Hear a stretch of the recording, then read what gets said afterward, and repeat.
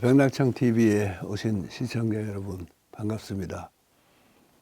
오늘은 이게 일종의 호회라고 할까요?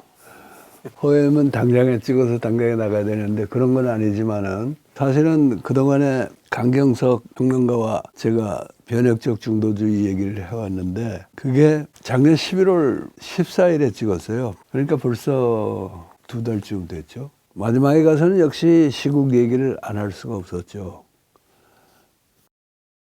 그러다 보니까 그게 11월 14일이면은 12.3 비상계엄 또 내란 사태가 일어나기 한 보름 이상 전이었고 그 후에 뭐 너무나 많은 사건과 변화가 있었는데 아무래도 시국 얘기를 할 거면은 그 대목은 좀 보완을 해야 될 것 같아서 오늘 강경석 선생을 모시고 좀 추가 촬영을 하기로 했습니다.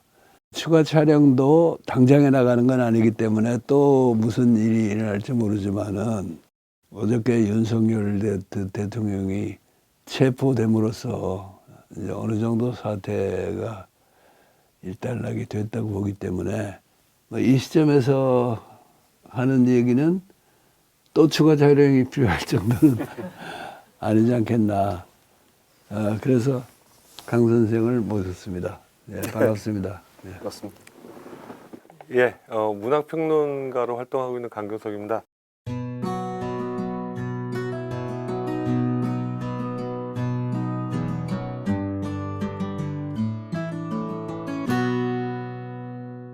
(12월 3일) 그 아무도 원하지 않았던 12월 3일 내란 사태 때문에 추가 촬영을 또 이렇게 하게 됐는데 저희가 촬영을 하고 나서 12월 3일 내란 사태가 있으리라고는 사실 아무도 예측을 못했는데 물론 나는 예측을 못했고요. 예. 그러나 딱 그날은 아니더라도 윤석열 일당이 뭔가 꾸미고 있다는 얘기는 많이 나오고 있었죠. 민주당에서 김민석 의원이 제일 먼저 터뜨렸죠.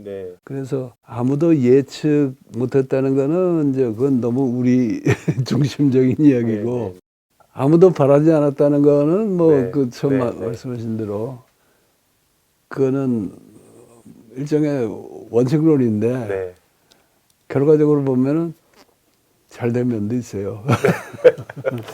저 사람들이 워낙 엽기적인 이제 그 행태들을 보이니까 저런 말도 안 되는 계획들을 짜고 그걸 해가지고 그런 무모한 짓을 하려고는 생각 안 했죠.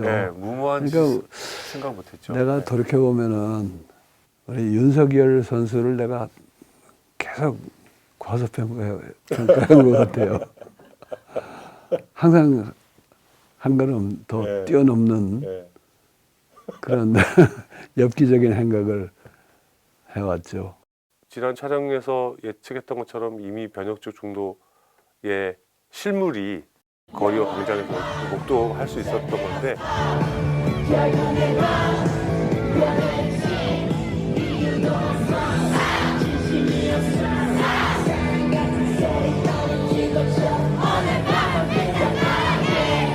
가만히 보면 이 체포 과정까지도 유혈 사태가 전혀 없었던 거거든요.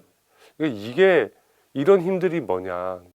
가까이서 보면은 문제점도 있고 허점도 있고 여러 가지가 있지만 이제 좀 원거리에서 보면 이 전체가 유혈 사태라든가 하는 어떤 극단적인 형태의 어떤 문제 해결 방법 같은 것들을 제외시키는 어떤 힘들이 여론적으로도 작용하고 아마 있었을 거라고 보거든요. 그래서 극단적 주장을 하시는 분들이 있었지만 그런 분들의 주장이 도무지 먹히지 않는 그런 판국으로 지금 흘러왔다라는 게 아주 인상적인 흐름이 아니었나 이렇게 생각이 됩니다. 그래서 이 40여일간을 좀 지켜보시면서 좀 특별히 인상이 깊었다든지 뭐 소회가 있다면 그 마디마디별로 좀 말씀을 좀 추가해 주시면 좋을 것 같습니다. 예.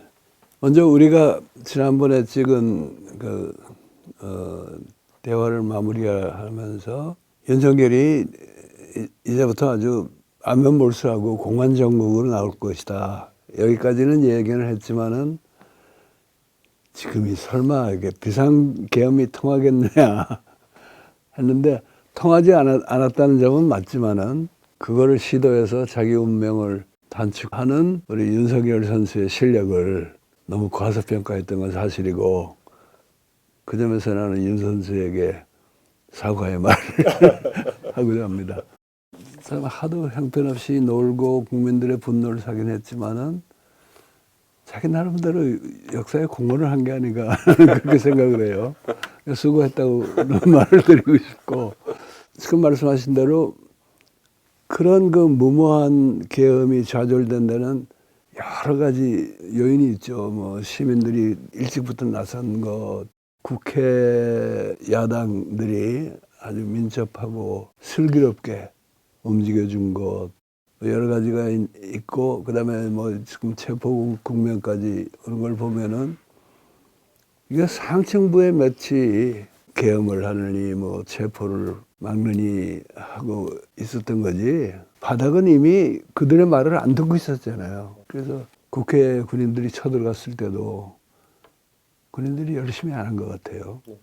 또 이번에 체포 과정에서도 경호처의 상층부에 몇 명하고 윤석열 빼고는 별로 협조를 안 했잖아요. 오히려 체포에 협조를 했죠. 그리고 물론 이제 탄핵을 위해서 또 체포를 위해서 추운 겨울에 광장에 나와서 싸운 시민들, 특히 이번에는 10, 20, 30 이 젊은 세대들의 활약이 두드러졌잖아요.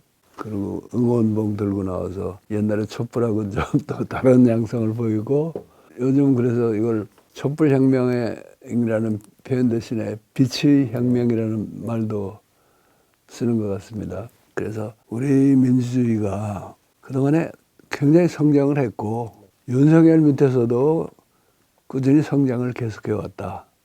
그걸 나는 이제 촛불혁명은 여전히 진행 중이었다 이렇게 표현했는데, 그 말은 이번 과정에서 거의 입증이 되지 않았나 싶어요. 시민들, 군중뿐 아니라 군대, 경호처, 또 사법부에서도 이런 도처에 민주주의가 상당히 뿌리를 내렸구나 하는 걸 실감을 한 게 사실입니다. 다른 한편 변칙적 사태의 엽기적 종말이라고 신년 칼럼에서 규정을 했는데, 엽기적 종말 맞아요. 맞기는 맞지만은 내란 세력의 뿌리도 이게 만만치 않구나 하는 걸 다시금 느꼈습니다. 전에도 늘 말했지만 분단 체제가 참 힘이 세다. 아니 뭐 윤석열 개인이야 또 그렇다 치더라도, 또 윤석열, 김건희 매우 특수한 인물들 아니에요. 네.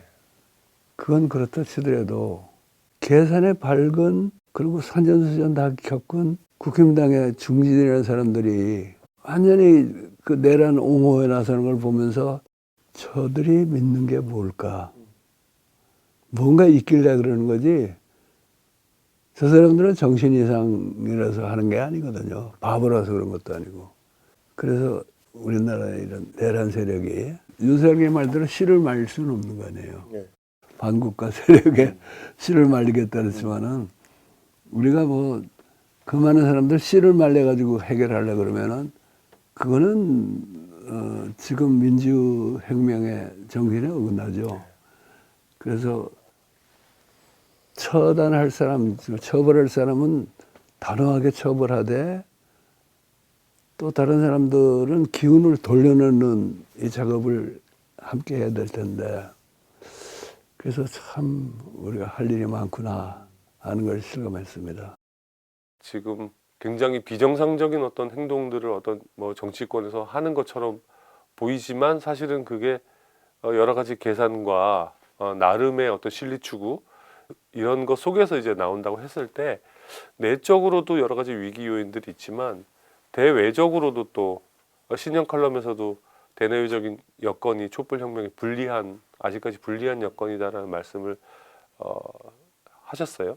그 와중에 또 하필 미국의 이제 트럼프 대통령이 다시 당선이 됐는데, 뭐 트럼프 대통령의 입장에서는 아마 왜 자기가 대통령이 될 때마다 이렇게 한국에선 탄핵이 일어나나 그런 게 궁금할 수도 있겠는데, 그것도 상당히 큰 변수가 될 겁니다. 그래서 트럼프의 등장, 같은 것들을 포함해서 대외 여건이 우리가 불리하다고 하셨는데 트럼프의 등장 같은 것도 우리한테 불리한 혹은 유리한 어떤 부분들이 있을 것인지 그런 걸 포함해서 좀 그런 전망 차원의 좀 말씀 좀 해주시면. 우선 이제 원론적인 이야기인데 분단 체제가 힘이 세다고 할 때 그 네. 분단 체제는 국내 체제만이 아니거든요. 그렇죠. 네. 범한반도적 체제인 동시에 세계 체제의 일부란 말입니다. 네.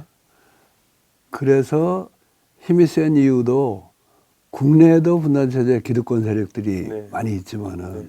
어떻게 보면 북의 정권도 분단 체제 유지를 원하는 그런 네. 세력이라고 할 수가 있고 세계 체제 차원에서도 지금 촛불혁명이나 빛의 혁명 같은 이런 민중혁명이 네.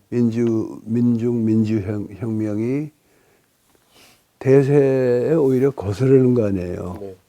지금 선진국에 예를 들면 우선 트럼프 같은 사람이 미국서 당선이 됐고 유럽도 그렇고 우경화가 대세이고 네.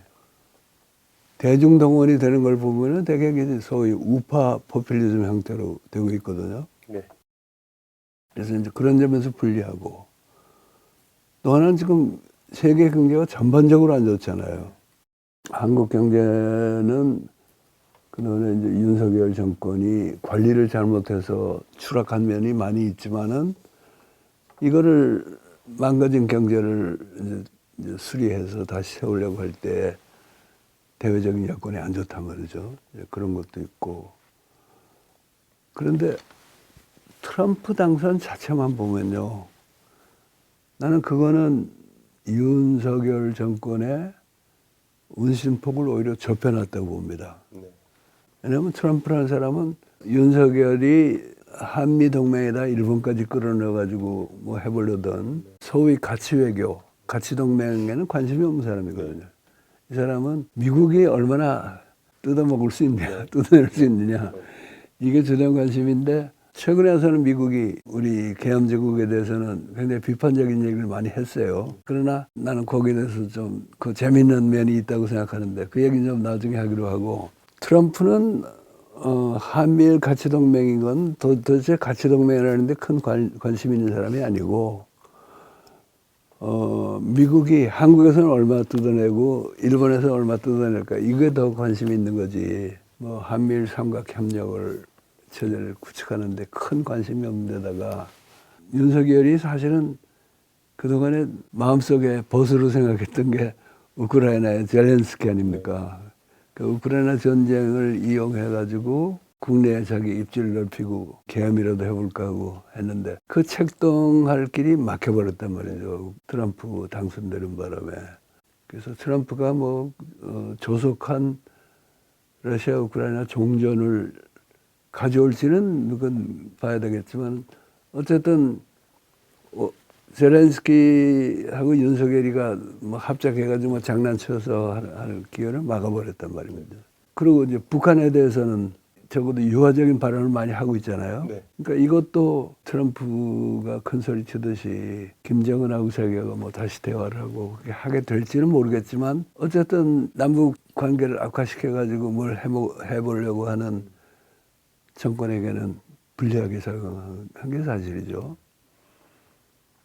그런데 이제 다른 한편 트럼프는 민주주의에 관심이 없잖아요. 미국에서도 그렇고 네, 네. 한국 민주주의도 그렇고 그러니까 이번에도 보면은 계엄 사태 이후로 트럼프는 아무 말을 안 해요. 네.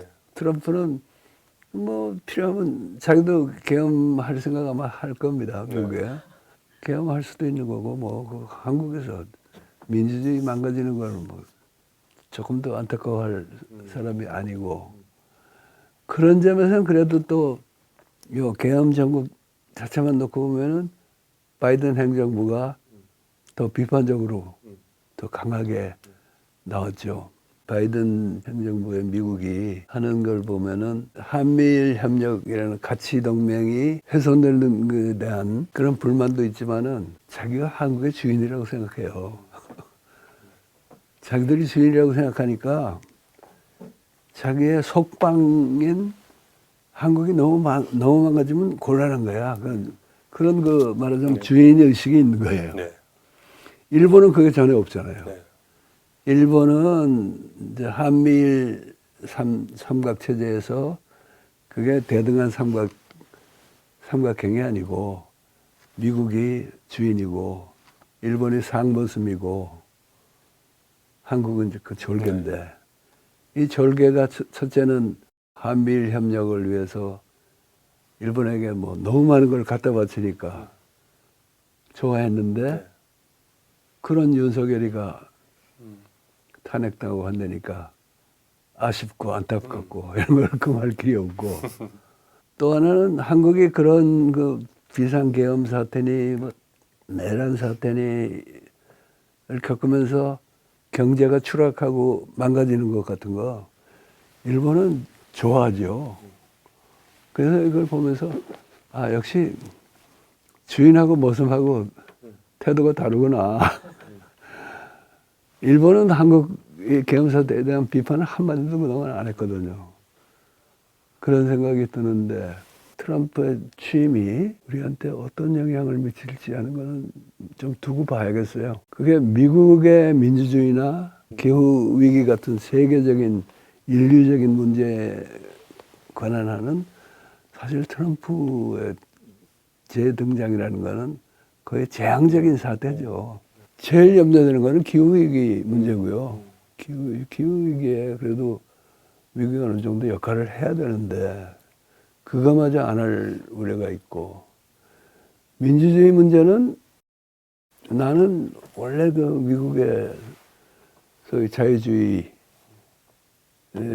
게 지들끼리만 남의 것 뜯어다 지들끼리만 그래도 좀 질서 잡아가지고 잘 사는 그런 미국의 이데올로기라고 생각해서 그게 망가진 거에 대해서는 좀 양면적인 감정이 있습니다. 한편으로는 그래도 그나마 그런 민주제도라도 갖고 있던 게 망가지니까 아쉽고 다른 한편으로는 그게 무슨 큰 가치나 되는 듯이 그걸 빌미로 뭐 정말 한미일 협력 관계 만들고 여기저기서 미국의 그 제국주의적인 행태를 정당화하고 하는 거에 비하면은 차라리 트럼프처럼 노골적으로 우리는 난 뭐 민주주의고 필요 없고 미국이 최대한으로 약탈할 수 있는 거 하겠다 이렇게 나오는 게 인류 다른 나라들을 각성시키는데 도움이 되는 면도 있지 않을까 이제 그런 생각을 합니다. 남북 문제에 대해서는 트럼프가 일단 분위기를 잡고 나오니까 더 악화되지는 않을 것 같다는 안도감이 좀 들고요. 그런데 얼마나 북한과 사실 대화를 다시 할 수 있을지는 모르겠어요. 트럼프는 뭐 자기하고 원래 친했으니까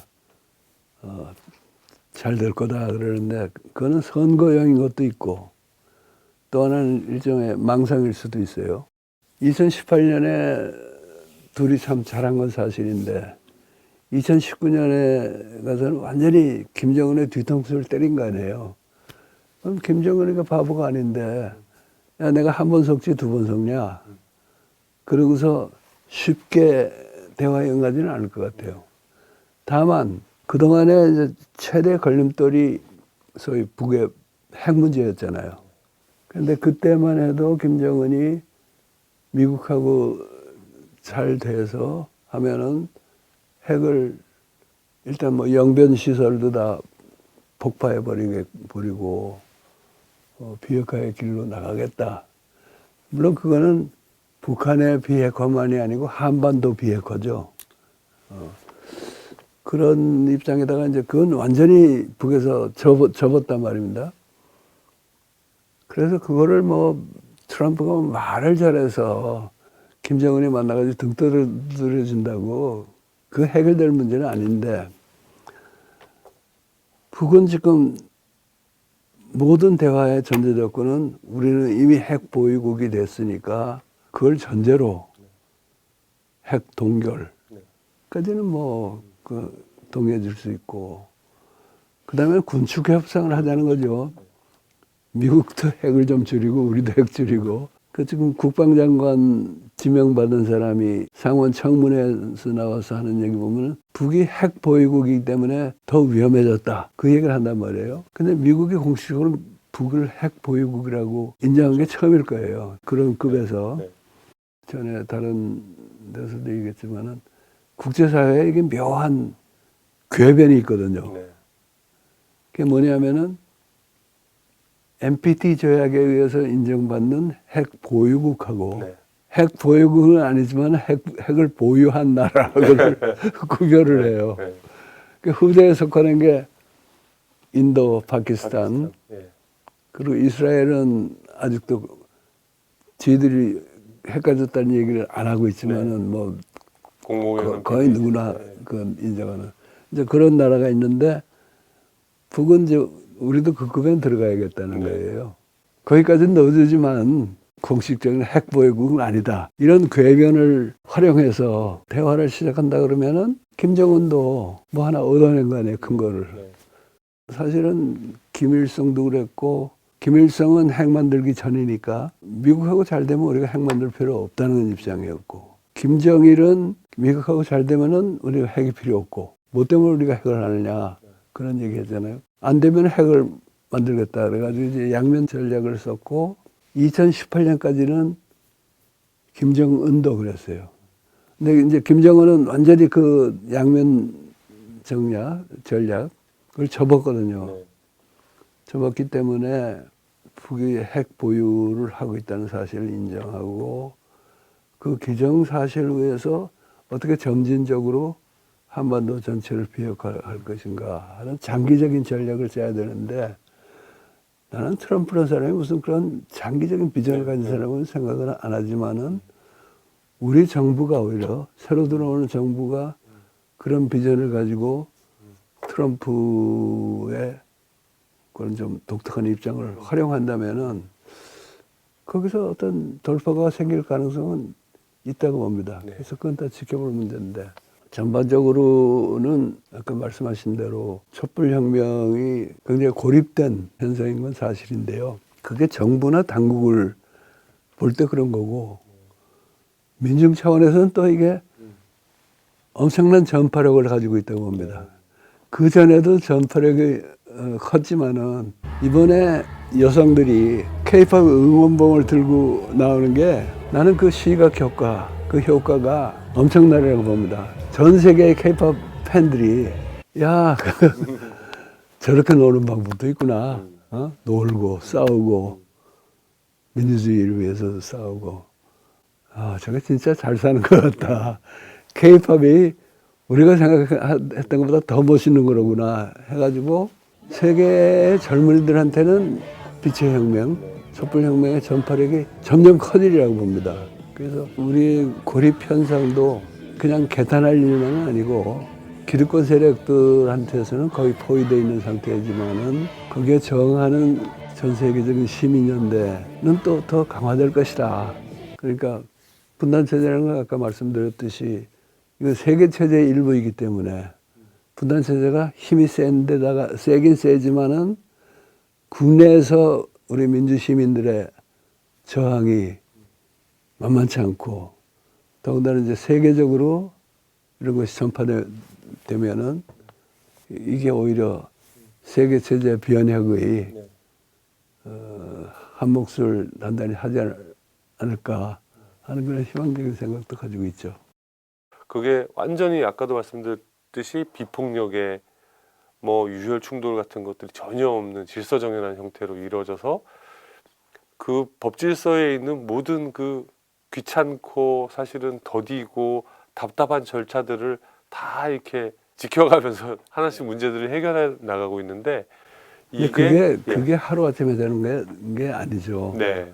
군사 독재라든가 또는 이민족, 다른 네. 민족의 탄압, 네. 우리 일제시대가 그랬고, 지금 이스라엘이 팔레스타인에 대해서 하는 것 같은 그런 압도적인 폭력이 하에서는 그러니까 안 돼요. 이쪽에서 맞습니다. 아무리 평화적으로 해도 다 쏴 죽이는데 네, 어떻게 네. 하겠어요? 우리도 여기까지 오는데 나는 어떻게 보면 촛불 혁명 내지는 빛의 혁명의 우리 근대사의 시발점은 그 동학혁명 이전에 교조 신원운동이라는 네, 걸 네, 벌였잖아요. 한양에도 올라가고 한성에도 올라가고 보은에서 큰 집회하고 뭐 여기저기서 집회를 했는데 교조 신원이라는 거는 최재우 선생이 억울하게 죽었으니까 그 원을 풀어주고 복권 지켜달라는 네, 거란 네. 말이에요. 이게 평화적인 시위였죠. 그게 결국 안 들어준 데다가 가보전에 가가지고는 이제 고부에서 먼저 민중 봉기가 있으니까 그걸 빌미로 대대적인 탄압을 했고 결과적으로 한 30만 명이 희생됐다고 그러지 않습니까? 그러니까 그때 그런 흘린 피가 있고 그래도 이제 그 전통이 있어가지고 3.1운동은 비폭력 원칙으로 했는데 그것도 비폭력으로 끝날 수가 없었죠. 뭐 일본이 네. 총 쏘고 사람 죽이고 하니까.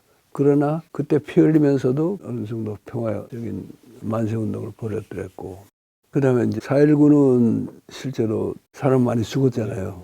6월 항쟁은 박종철, 이한열이 희생자가 나오긴 했지만은 대체로 평화적인 혁명일 뿐 아니라 성공을 해가지고 그때부터는 옛날식으로는 탄압을 할 수 없게 만들었단 네. 말이죠.